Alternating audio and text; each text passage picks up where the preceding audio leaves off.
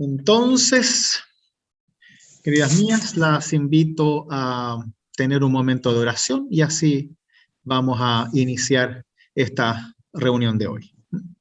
Oremos.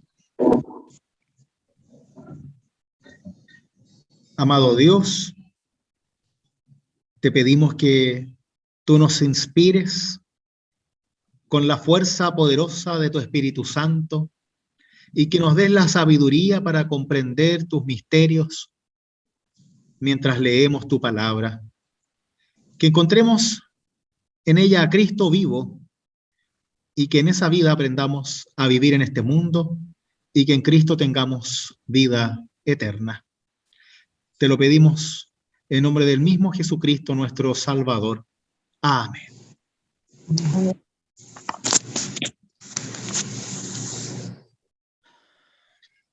Muy bien, muy bien. Entonces,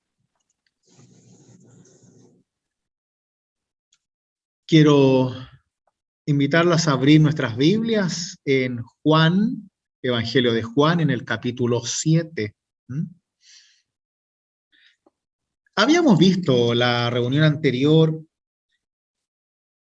cómo Jesús empezaba a relacionar su predicación con su filiación, es decir, con su ser hijo del Padre. En el Evangelio de Juan vamos a ver constantemente una visión trinitaria de Dios, es decir, entender a Dios en la experiencia que tenemos de Él como seres humanos, a través del Padre Creador, del Hijo Salvador y del Espíritu Santo Consolador. En ese sentido, Jesús empieza a mostrarse lentamente, a entender, a invitar al entendimiento a las personas de recibir a Cristo como el Hijo de Dios, lo cual une la idea del Mesías esperado desde el Antiguo Testamento por los judíos hacia esta visión del Dios que salva. En todo el Evangelio va a haber constantemente un problema y está siempre cercado a la persona de Moisés, porque para los judíos Moisés es el Salvador, Moisés es el de la ley, Moisés es el que habla con Dios, Moisés es el que les pasaron las tablas, Moisés es el que instituye el rito religioso, Moisés es el que instituye el sacerdocio, Moisés hace todo. Entonces cualquier persona iluminada que llegue, al tiro se va a comparar con Moisés. Es como cuando en la iglesia hay un pastor que hizo muchas cosas y llega un pastorcito joven, sin experiencia, sin nada, y todo el día le dicen, pero que el pastor no lo hacía así. Es que el pastor hacía las cosas de otra forma. Y esa comparación siempre está, ¿no? ¿Por qué? Porque nos da seguridad aquello que siempre creímos, aquello que siempre tuvimos. Nos da seguridad. Por eso existen las tradiciones. Porque por un lado son necesarias, pero por otro nos dan seguridad de que está todo bien. ¿Por qué? Porque así siempre fue, porque así siempre se hizo. Y por eso nos cuesta tanto transformar las tradiciones, contextualizar las tradiciones, modificarlas para que estén al día con los nuevos movimientos sociales o los contextos de las personas en el siglo XXI, por ejemplo, ¿no? Nos complica eso de que nos anden cambiando las cosas. Imagínense a Jesús que viene a bajarle un poco el perfil a Moisés para empezar a hablar de Dios como una persona que se encuentra contigo, a un Dios cercano, a un Dios que perdona y que no perdona 7 veces, que perdona hasta 70 veces 7, que perdona siempre. Un Dios que viene a dar la vida por ti, no que viene a castigarte. Un Dios que te ama sin condiciones, no que te ama solo porque cumples tal o cual cosa. Un Dios que no recibe ofrendas para amarte, sino que te ama desde el seno materno, te ama desde siempre. con o sin ofrenda, con o sin merecerlo. Es algo revolucionario desde el punto de vista de la experiencia religiosa, lo que está planteando Jesús. Por eso cuando en el relato del capítulo 7, en el versículo 16, decía, mi enseñanza no es mía, sino de aquel que me envió. Con eso está diciendo que lo envía Dios Padre, no lo envía Moisés, no es un profeta que viene a seguir una línea de profetas, no, es el mismo Hijo de Dios, que viene enviado por Dios. No es un maestro, no es un sabio, no es un rabí, es el Hijo de Dios que viene al mundo. No es un nuevo Moisés, sino el Hijo de Dios que viene a cumplir la voluntad de Dios al mundo. Por eso siempre debemos tener mucho cuidado, porque en este caso el Evangelio de Juan lo que hace es precisamente alejarnos de esta idea de Jesús como un profeta más, como un iluminado más, como un milagrero más. No es un sabio más, es el Hijo de Dios. Y por ende, no nos comparamos con Jesús, ni tampoco seguimos los pasos de Jesús de tal forma de castigarnos si no lo cumplimos. ¿Por qué? Porque nuestro seguimiento a Cristo tiene límites, que es nuestra humanidad. Por eso el peligro de esta famosa frase de ¿qué haría Jesús en mi lugar? Es un peligro que nos trae más culpa que otra cosa, porque yo no soy Jesús.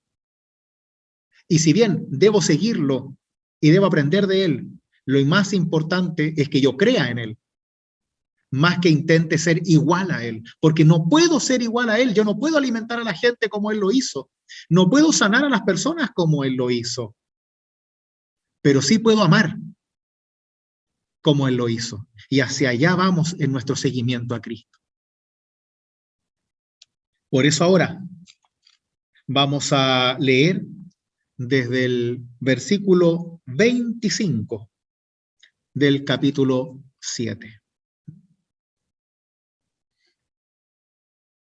Versículo 25 del capítulo 7.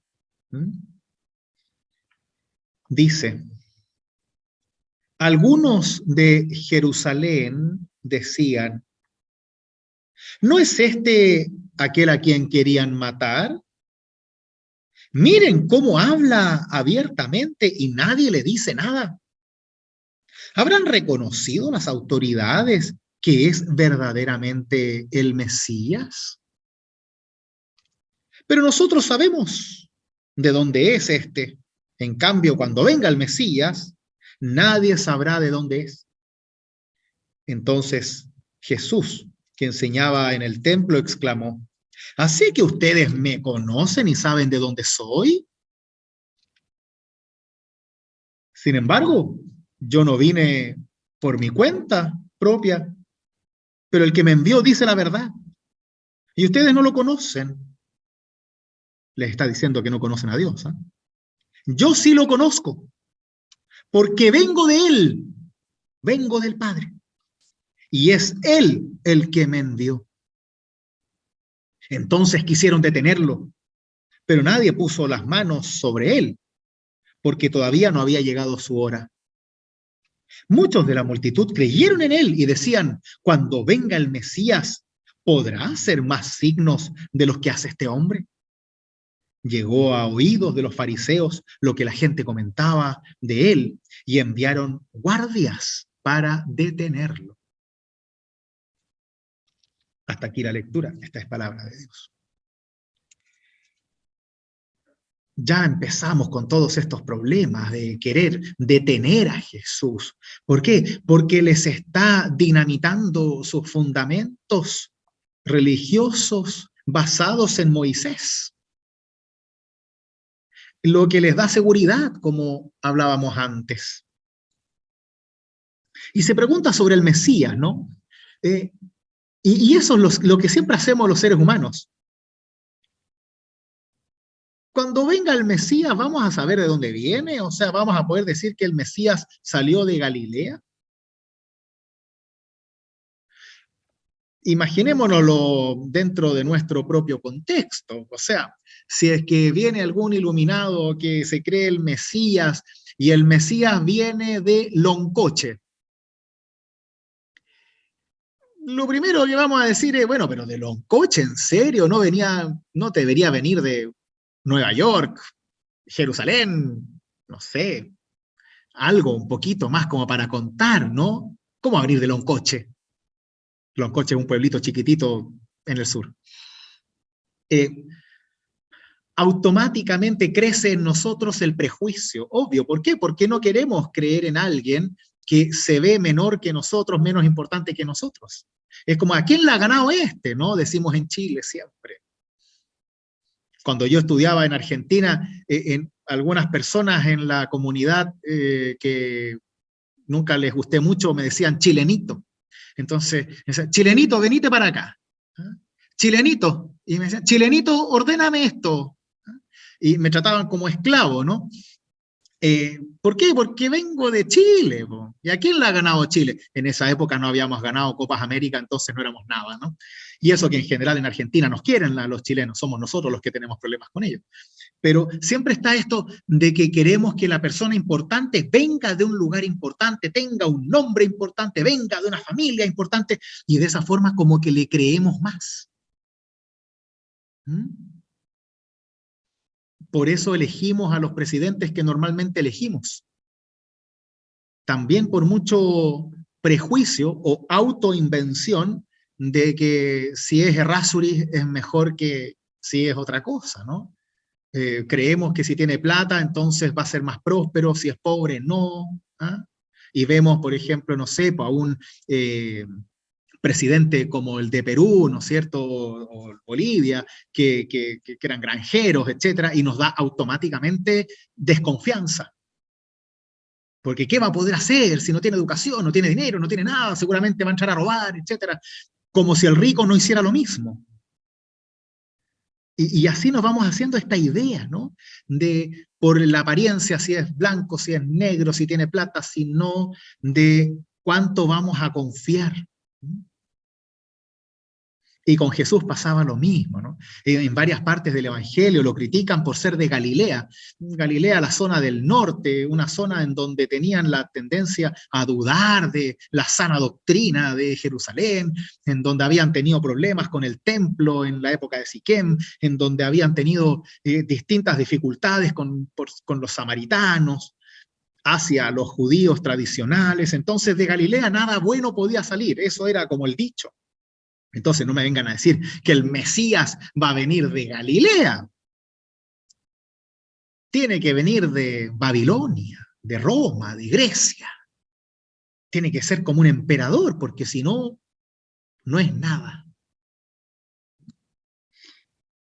Y así vamos a saber reconocer al Mesías como, según los de la época, con la pompa que trae, ¿no? Si el tipo no viene con los carruajes, no viene con el ejército, no viene lleno de mujeres, no viene bañado en oro, entonces, no, ¿qué va a ser Mesías? Pues no puede ser un pobre que anda predicando en sandalias el amor de Dios. No, nosotros queremos un Mesías que venga a gobernar, que sea como un emperador, que venga a cortar cabeza, que venga a matar al enemigo, ¿no? No alguien que nos venga a enseñar a perdonar. ¿Quién quiere perdonar? ¿Quién quiere un Mesías, un Salvador, un enviado de Dios que te diga que tienes que poner la otra mejilla? ¿Qué tipo de retrógrado antisocial es ese? Yo quiero que Dios me dé permiso para matar a mi agresor, pues el ojo por ojo, como estaban educados desde la época de Moisés. Entonces, no se entiende cómo Jesús puede ser Mesías, Salvador, el enviado de Dios, el ungido, y no me da poder para abusar de los demás, no me da poder para matar a los demás, no me da poder para sentirme superior a los demás.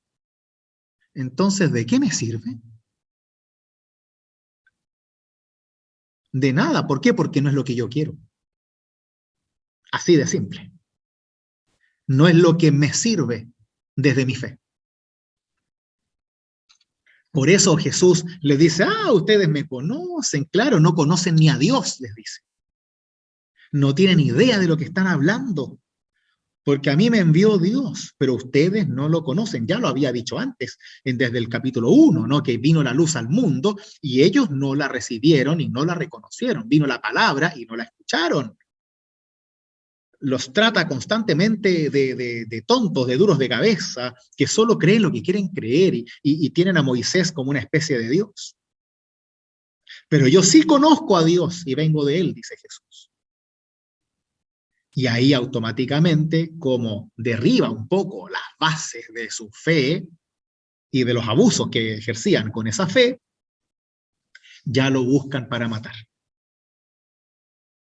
Y así llegó a oído de los fariseos, los dueños de la maestría en la ley de Moisés, y ya enviaron gente para que lo detenga. En primer lugar, no simplemente llevarlo preso, es detenerlo, detener su predicación, detener su camino, detener lo que está haciendo. ¿Por qué? Porque revuelve el gallinero, porque revoltura, o sea, hace una revuelta entre las personas, revoltura que dije.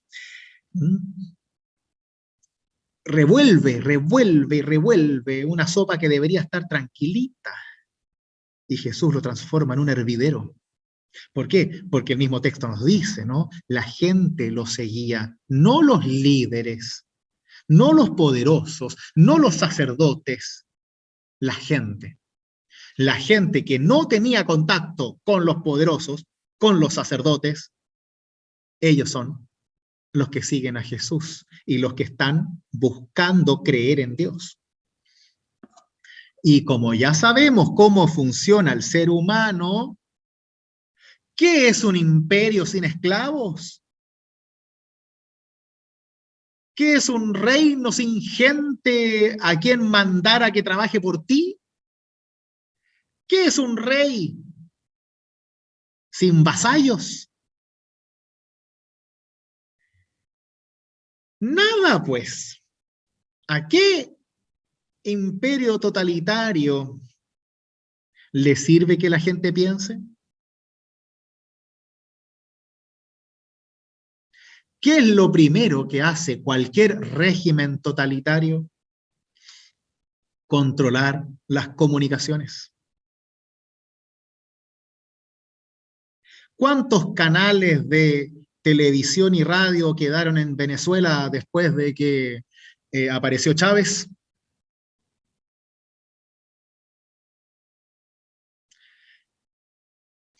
¿Cuántos diarios y noticieros se escuchan hoy en día en Rusia?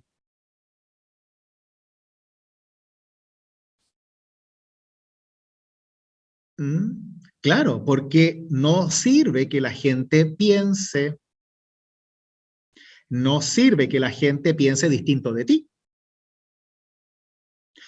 ¿Cuánta libertad de expresión y de búsqueda en Internet hay en China?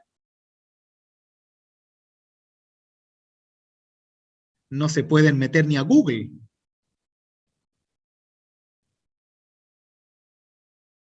¿Tú crees que en China tú puedes empezar a buscar cosas desde tu computadora así libremente? Solo ves lo que ellos permiten que tú veas. Tú no te puedes meter al Internet del mundo. No, no, no. No funciona así. A los judíos de entonces no les sirve que la gente empiece a dudar del poder de los sacerdotes en el templo, de la verdad absoluta de los fariseos concerniente a la ley. No nos sirve. ¿Por qué? Porque nos quedamos sin trabajo.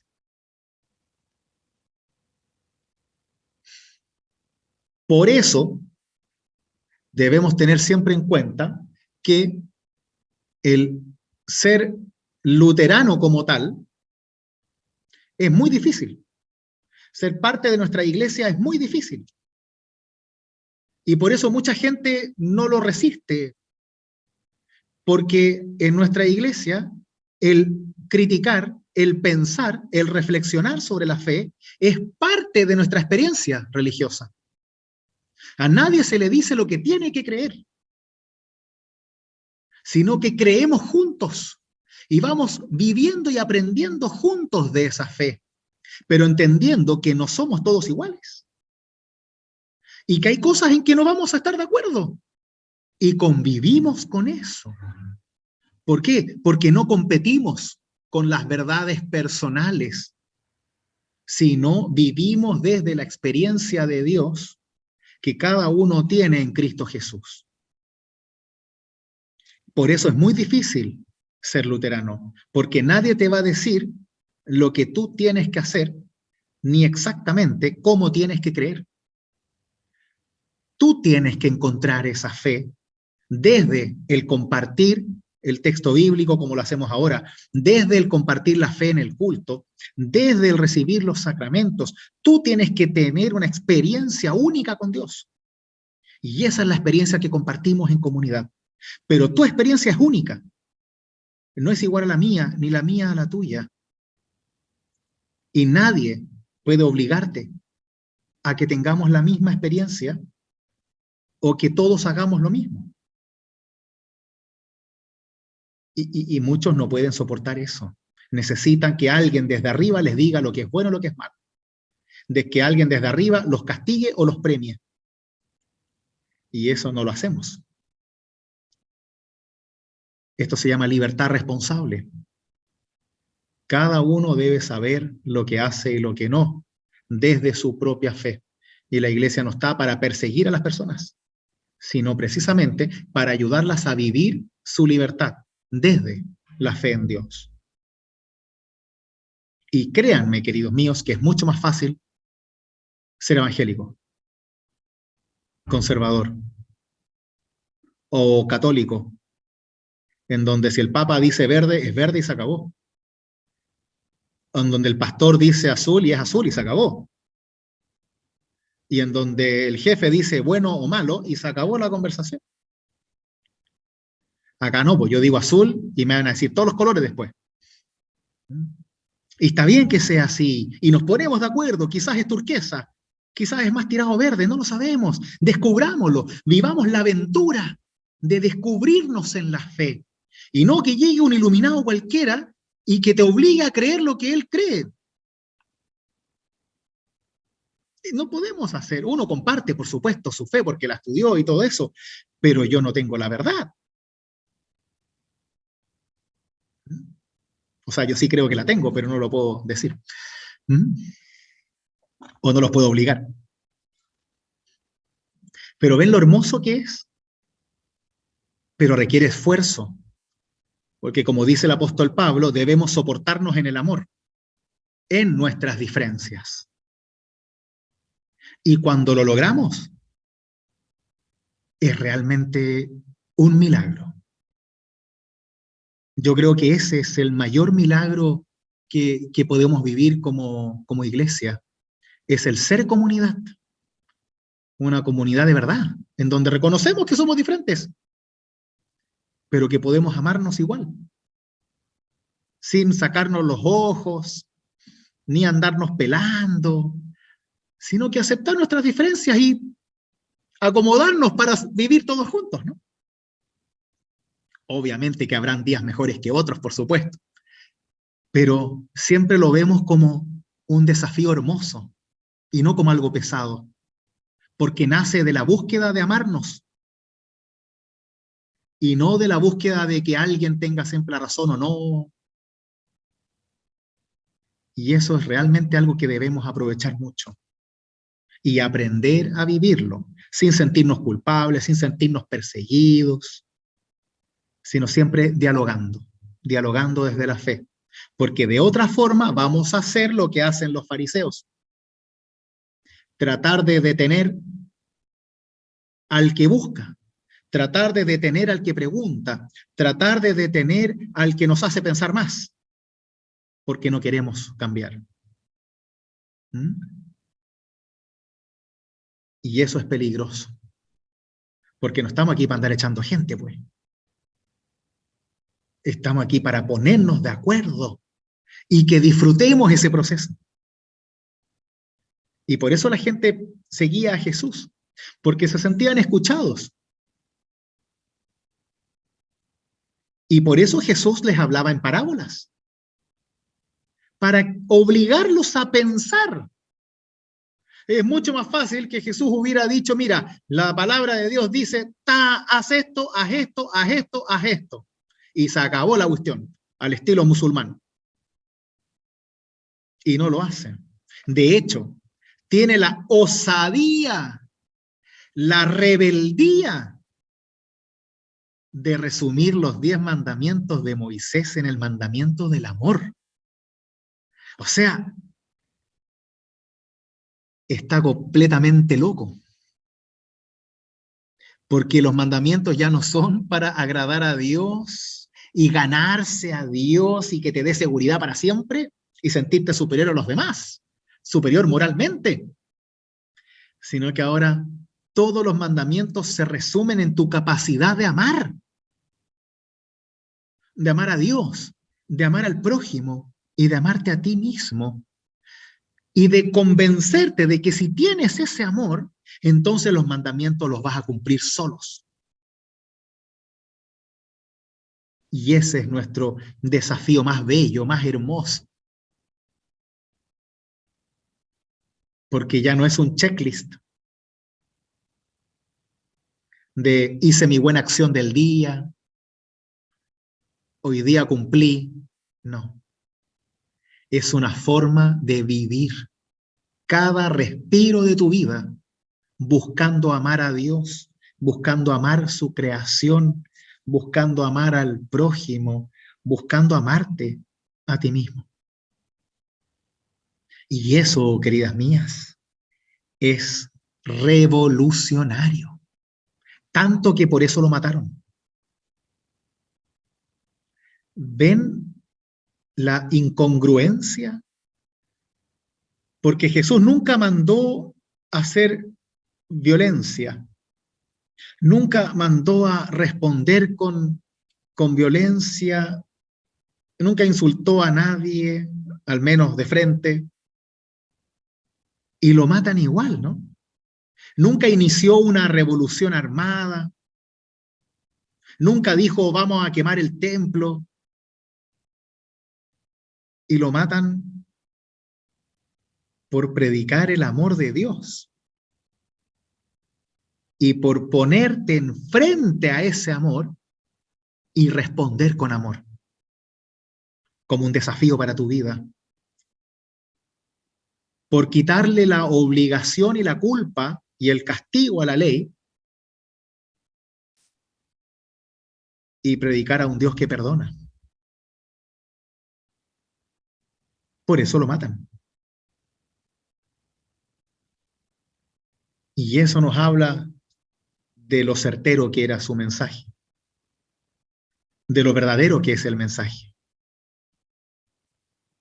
Porque de otra forma, habría habido batalla, habría habido guerra, habría habido otros problemas que no los hubo. Y ese es el ejemplo que seguimos de Jesús como modelo, pero primero creyendo en Él, primero visto como don, después como modelo.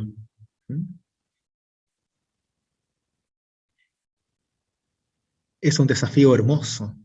¿Lo logran ver? Porque esto hay que sentirlo. No es un peso sobre nuestras espaldas, sino que es una invitación a vivir felices, a vivir en la paz de Dios, aunque alrededor tuyo haya guerra, a vivir con el otro aunque no lo soportes, a sacar lo mejor de ti, el tesoro de bondad que hay en tu corazón y no el tesoro de maldad. Y qué desafío más hermoso cuando eso lo pensamos todos los días, cuando eso lo creemos todos los días y cuando lo buscamos todos los días.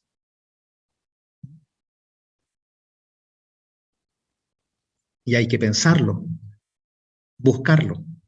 No viene solo, Lo que viene solo es la ley, el castigo. Eso es rápido, preciso, instantáneo. Jesús busca un camino de vida para que vivamos en Dios y no solamente lo tengamos como un amuleto de buena suerte o una razón para castigar a los pecadores.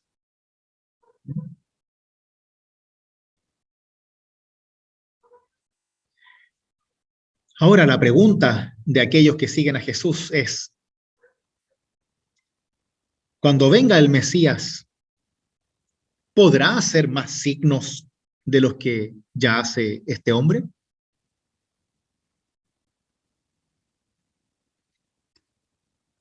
¿Qué esperamos entonces del Mesías, no? ¿Qué signos esperamos? Quizás entienden que el Mesías no viene con carruajes ni militares, sino precisamente con signos de amor, de salvación en Dios. Hagamos un repaso, a ver qué signos presenta Jesús. A ver, cuéntenos. ¿Qué hace Jesús de estos signos? Recordemos que el Evangelio de Juan se divide también en signos, ¿no? Los signos de Jesús, que van mostrando cosas que Jesús muestra y hace. A ver, ¿quién se las juega? ¿Qué signos Jesús ha mostrado? Tienen que desilenciar su micrófono, por si acaso. A ver, ¿qué signos ha hecho Jesús hasta ahora? Bueno, la multiplicación de los panes. Perfecto, multiplicación de los panes, ¿no? Alimenta. ¿Qué más? Perdona a la mujer adúltera, por ejemplo. Claro, eso viene en un capítulo más, pero muy bien, perfecto. Cuando no me acuerdo, pero un hijo de alguien se estaba muriendo y le dijo levántate, y todos pensaban que había fallecido, entonces es un tremendo milagro, ¿no? Claro, reanima, ¿no? Sí, sí. Al hijo, sí. Un milagro de sanación. Sí. Le da confianza a los pescadores cuando Exacto. cuando Camina sobre el agua. están hundiendo. Claro, camina sobre el agua, les dice dónde pescar, ¿no? Para que crean. Muy bien. La boda de Caná ¿Qué hace ahí? convierte el agua en vino. ¿Y qué significa eso? Buena pregunta.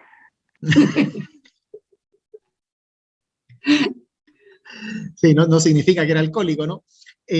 Aunque lo trataban de borracho. Claramente Demuestra lo ahí, que quiere es no dejar, es para que esa familia no quedara mal con los amigos. claro, que la fiesta continúe. Porque sería mal mirado que no tuvieran vino. Milagro. También es un milagro. Y más encima, el mejor vino para el final, ¿eh? Claro. Lo cual jamás se hace, porque cuando ya están todos medios tomados, les tiráis cualquier cosa, total, no se dan cuenta. Vinagre.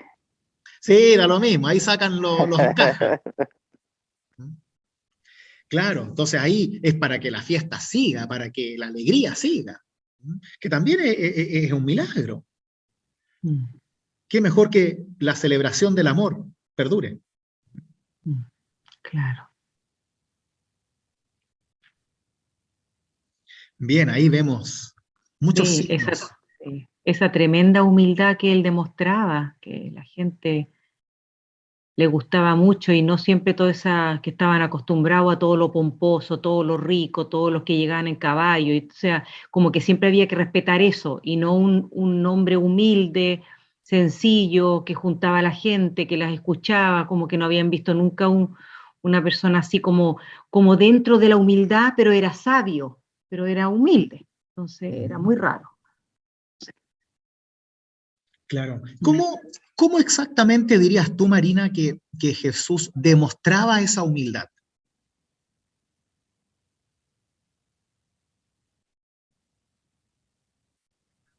En todo su ropaje, en toda su forma de ser, En lo más simple. en todo lo que él hacía. La,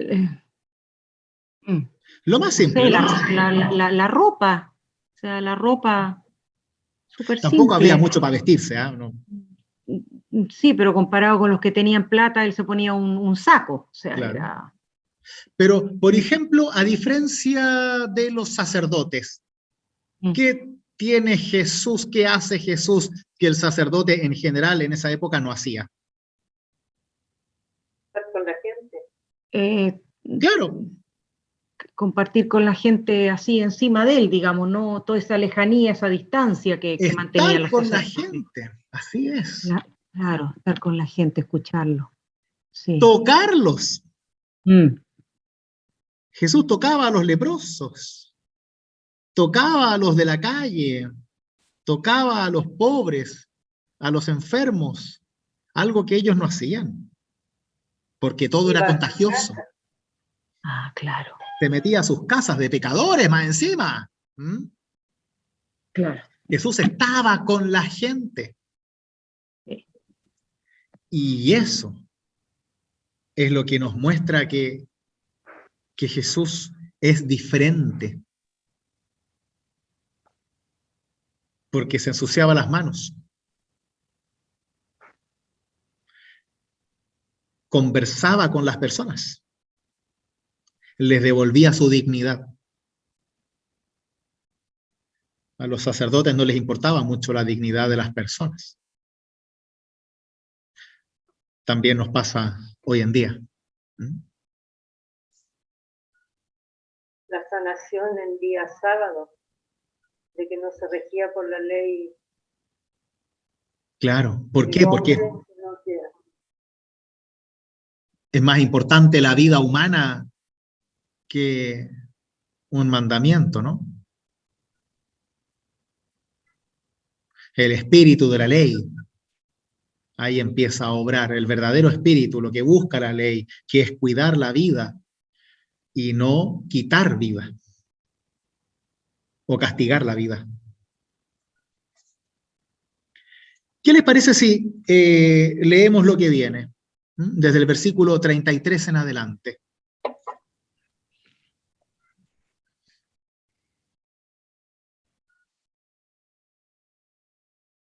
Capítulo 7, versículo 33 en adelante. Dice así. Después Jesús dijo: poco tiempo estaré aún con ustedes y me iré a aquel que me envió. Me buscarán y no me encontrarán, porque allí donde yo estoy, ustedes no pueden venir. Los judíos comentaban entre ellos: ¿a dónde irá para que no podamos encontrarlo? ¿Acaso irá a reunirse con los judíos dispersos entre los paganos para enseñar a los paganos? ¿Qué quiso decir con estas palabras? Me buscarán y no me encontrarán, y allí donde yo estoy, ustedes no pueden venir. El último día, el más solemne de la fiesta, Jesús, poniéndose de pie, exclamó: el que tenga sed, venga a mí y beba. El que cree en mí, como dice la Escritura, de su seno brotarán manantiales de agua viva. Él se refería al Espíritu que debían recibir los que creyeran en él, porque el Espíritu no había sido dado todavía, ya que Jesús aún no había sido glorificado. Hasta aquí la lectura, es palabra de Dios. Amén. Como les dije al principio, empezamos ya a ver estos atisbos del Espíritu Santo, ¿no? Esta visión trinitaria de Dios. Jesús vuelve al Padre, al que lo ha enviado, y los que no creen no pueden ir allá. Es interesante cómo el uso verbal, acá Jesús dice: ustedes no pueden venir. asimilando de que Él ya está con el Padre, que Él es uno con el Padre, entonces no habla de ir al cielo, habla de venir al cielo, porque Él es Dios. No pueden venir, no es que van a ir, no pueden venir, porque Jesús es Dios y está tanto en el cielo como en la tierra por ser Dios. Y lo van a buscar y no lo van a encontrar. ¿Por qué? Porque lo van a buscar mal, porque lo van a buscar en la ley y no lo van a buscar en la palabra predicada, en el Evangelio, en la buena noticia. Y ahí está nuevamente el miedo de los judíos, ¿no? ¿Acaso va a ir a predicar a los paganos, a los que se fueron, a los que creen cosas raras, a los peligrosos? Peligro, huele a peligro, diría Miriam Hernández, ¿no?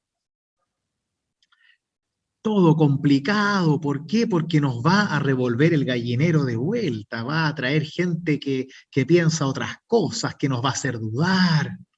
Y no queremos dudar, no queremos cambiar, queremos que todo siga igual.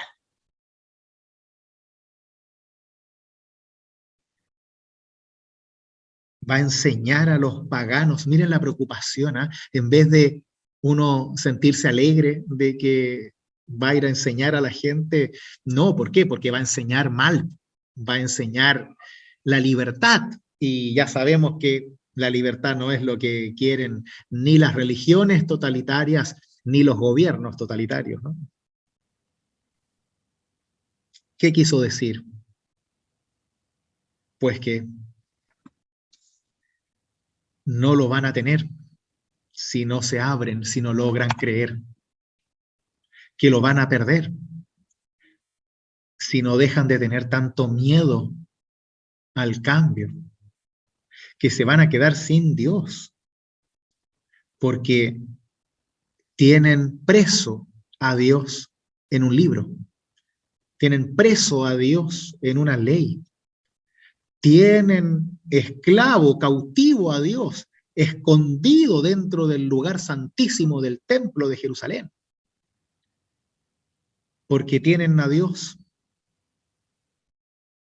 oculto de las personas a las cuales Jesús quiere mostrarle a Dios. Por eso no van a encontrar a Dios, porque realmente para la idea de Jesús ni siquiera creen en Dios. Ellos creen en Moisés más que en Dios. Jani. Y eso persiste hasta el día de hoy, porque ellos todavía están esperando al Mesías. Claro, claro. Sí. O Bueno, sea, ahora, esas creencias son tan vigentes hoy en día, absolutamente. sí, en el caso del judaísmo que perduró, Sí. sí, y más cerrado todavía, digamos, ¿no?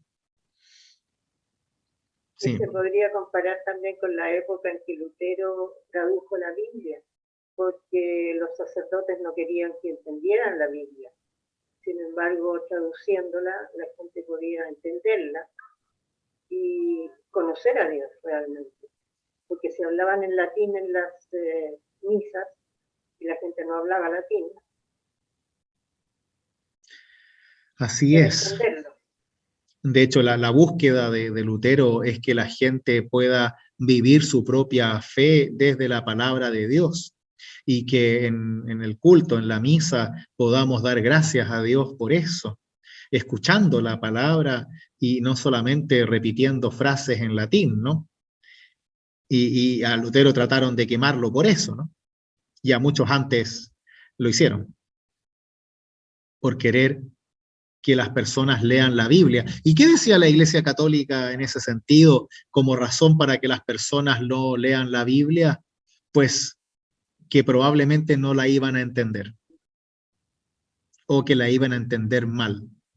¿Y cuál es la solución? ¿Educar? No. No queremos que la gente piense. Es mejor dejarlos en la ingenuidad, que ni siquiera aprendan a leer, para que no se les vaya a ocurrir pensar demasiado. Acá pensamos nosotros, los que estamos en las universidades, los que estudiamos, el 95% del resto de la gente, no, que trabaje nomás, sin preguntar. ¿Qué hizo Jesús? Perdón, se me salió la bandera luterana. ¿Qué hizo Lutero? Todo lo contrario. Todo lo contrario. Y más aún, produjo panfletos, escritos cortos, que hicieron la primera batalla publicitaria de la historia, el primer panfleteo de la historia, y la Reforma se repartió en los bares, más que en la iglesia. Y los textos de Lutero, que eran chistosos, agresivos, con más de algún garabato por ahí, y escritos en idioma alemán del pueblo, se leían en los bares, y los hombres, que obviamente no sabían leer, elegían a uno que podía leer y se los leía a todos mientras tomaban cerveza después del trabajo. Y esos mismos panfletos después llegaban a los monasterios, llegaban a las fábricas, llegaban a las casas, y el que podía leerlo leía, y la gente quedaba maravillada. ¿Por qué? Porque era alguien que se atrevía a hablar,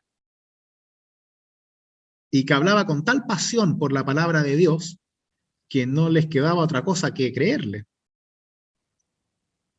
Así, por ejemplo, las monjas se escapan del monasterio ahí, donde está la esposa de Lutero, por supuesto, para seguir la Reforma, ¿no? A puro panfleto. Es el Twitter de la época. ¿Mm? Muy inteligente. Lutero hacía siempre 2 veces sus escritos. Un escrito para el pueblo, en alemán vulgar, y otro escrito para la iglesia, para los sacerdotes, para los teólogos, en latín, y que así se pudiese discutir en la alta esfera, pero que primero lo discuta la gente, ahí en la tierra. Y por eso la gente apoyó a Lutero más que los poderosos en primer lugar.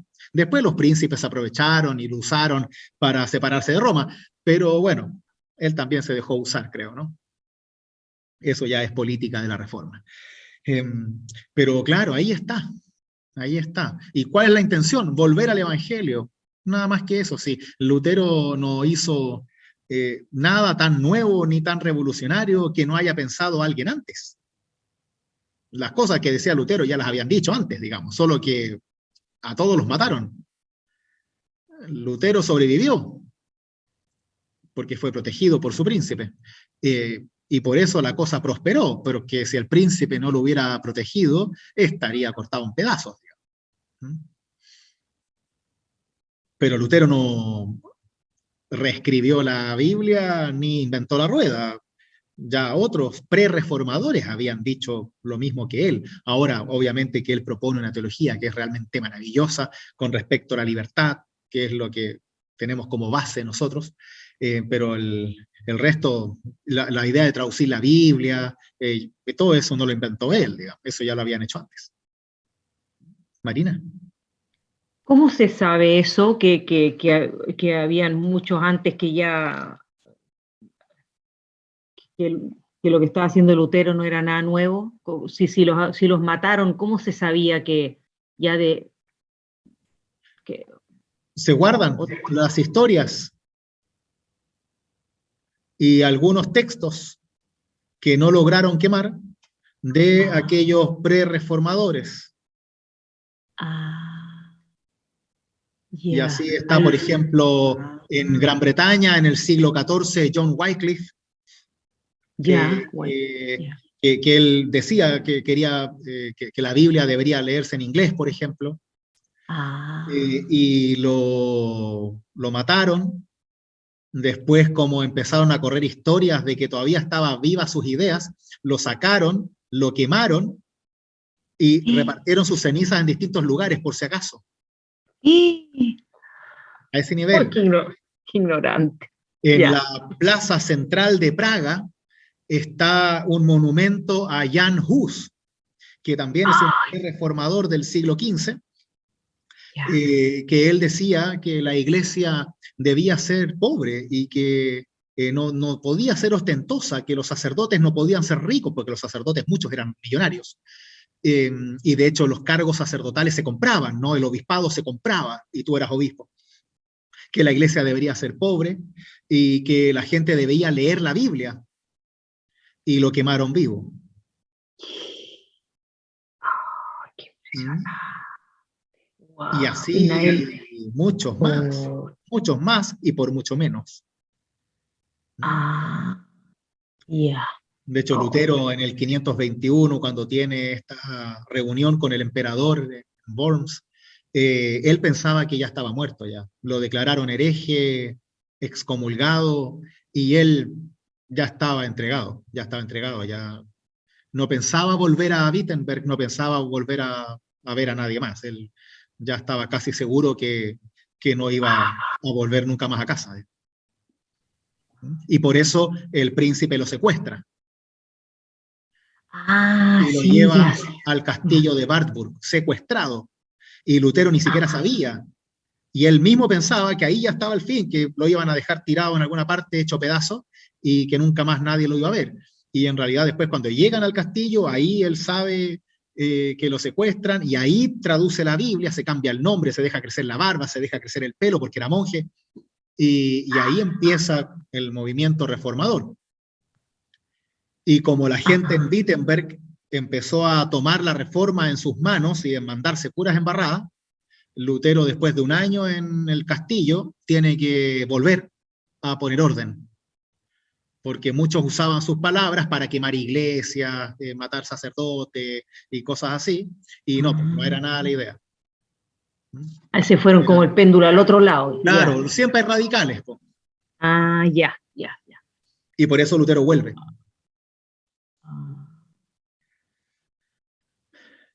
Qué buena Por la eso lo queremos historia. tanto. Ya, ¿Mm? Pero no adoramos claro. a Lutero, ¿eh? Adoramos a Cristo. Sí, claro. Él nunca se dejó adorar tampoco. No, para nada, para No, nada. nada. De hecho, Ya. también era muy crítico de sí mismo y en general muy Mm, humilde. ya. Orgulloso para escribir, pero como ninguno, digamos. Pero humilde en su ser espiritual. Mm, mm, ya.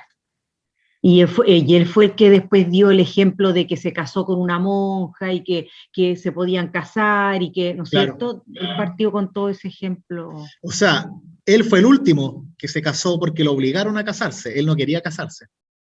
Ah, Porque él se decía lo- que la persona que se casase con él solo iba a sufrir, ah, porque él era un muerto caminando.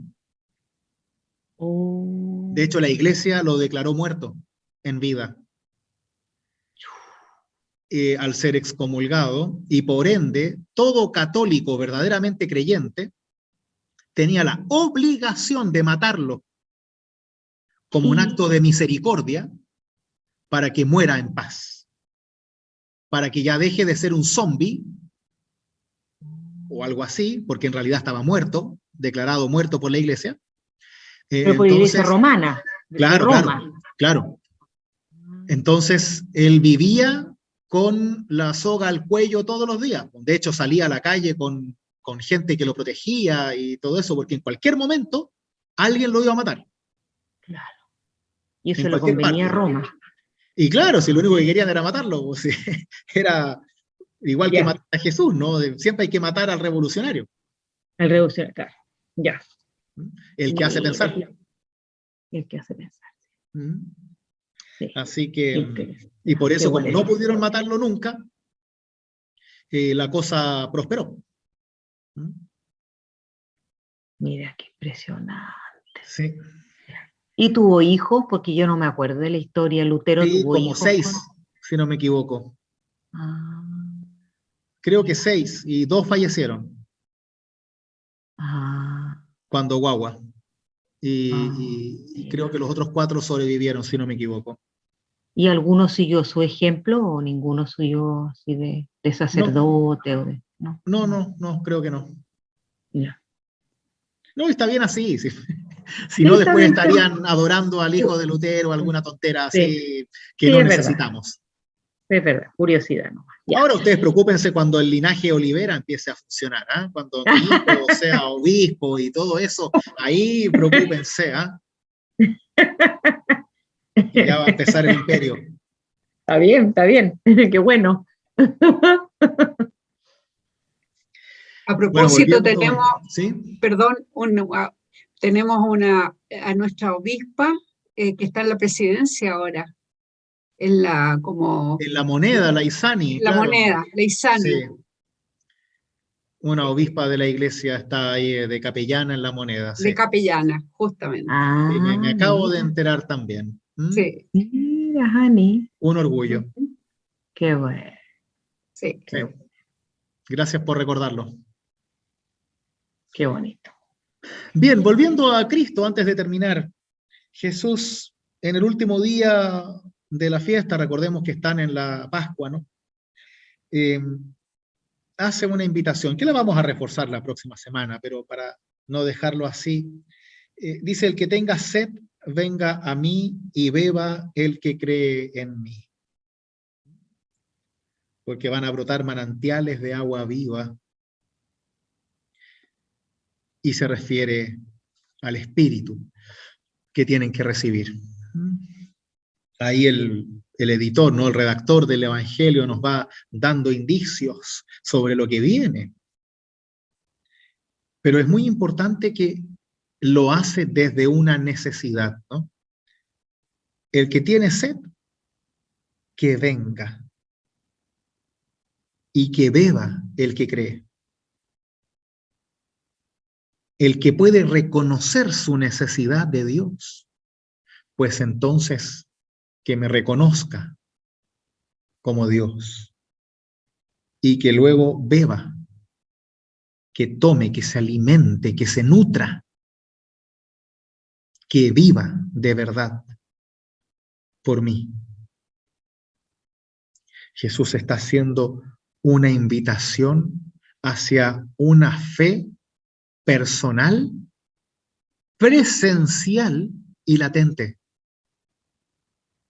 No como algo solamente en lo que se cree, sino en lo que se vive, en lo que se confía.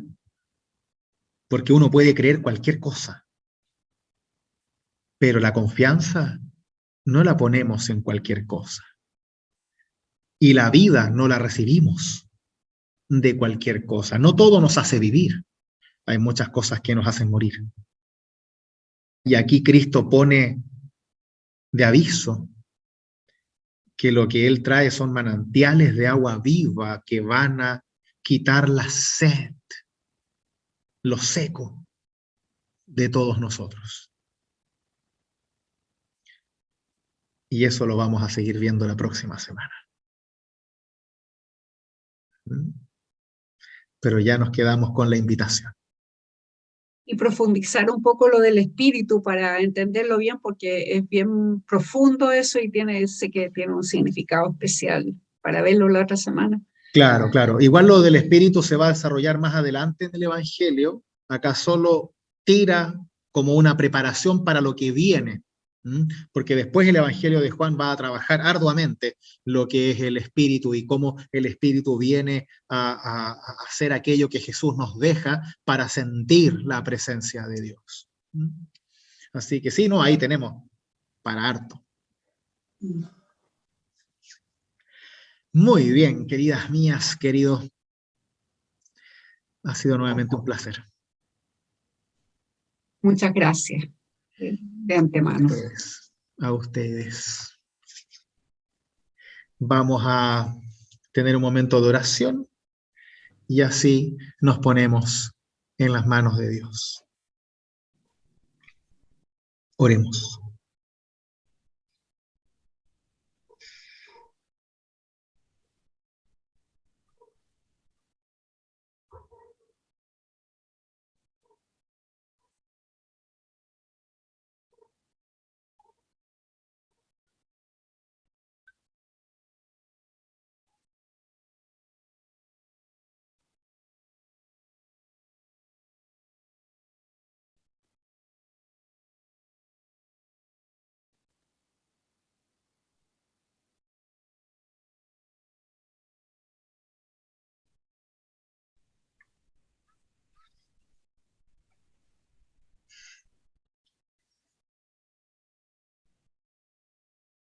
Amado Dios, derrama sobre nosotros tu presencia en tu Santo Espíritu, para que podamos vivirte, sentirte, y así seguir los pasos de tu Hijo. Ayúdanos a tener una fe realmente viva, de modo que podamos ser consecuentes con esa fe y que esa fe sea siempre una buena noticia para nosotros. Que sea aquello que nos hace reconocer la sed y aquello que nos quita y que nutre nuestra sed. Permítenos hacerlo juntos, para que en la experiencia del hermano, de la hermana, podamos también nutrirnos entre nosotros y así vivir en paz los unos con los otros desde tu fe. Permite que cada uno y cada una pueda entregarse a ti en una confianza plena y que toda duda solo lleve a hacerse las preguntas correctas y que cada una de esas preguntas termine en tu Hijo Jesús, con una nueva vida, con la fortaleza en esa vida y con tu presencia plena entre nosotros. Bendícenos a cada uno y a nuestras familias.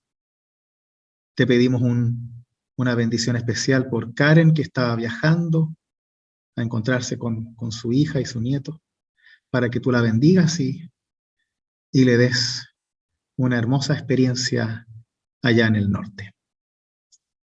Todo esto te lo pedimos confiando en ti, con aquella oración que tu Hijo nos enseñó. Padre nuestro que estás en los cielos, santificado sea tu nombre. Venga a nosotros tu reino.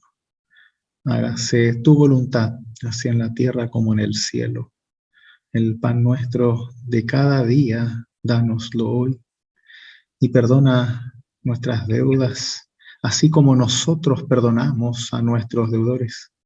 Y no nos dejes caer en la tentación, mas líbranos del mal. Porque tuyo es el reino, el poder y la gloria, por los siglos de los siglos. Amén. Que la bendición del buen Dios, que es Padre, Hijo y Espíritu Santo, sea con cada una de ustedes ahora y siempre. Amén.